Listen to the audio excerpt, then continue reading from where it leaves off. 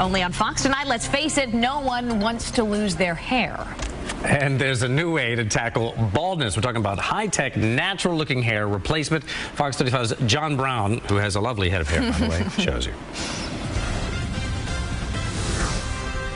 You've seen the commercials.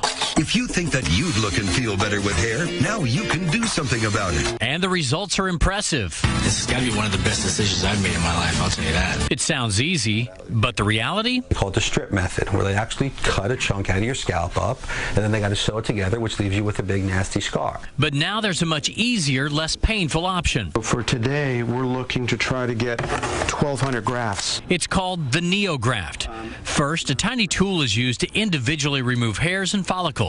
That is 1 millimeter, that little punch, and that heals out overnight. So you're left with no scarring. Those hairs are prepped and then transplanted back into the patient's problem areas. It'll grow just like natural hair. Close to 100% of the transplanted hair survived, compared to just 70% with those traditional methods. I'm going to basically go in right behind this and fill this in so that we're going to bring it forward and provide you with a little bit more density there. Today, Dave is hoping the Neograft will transform his hairline. I'm losing my hair.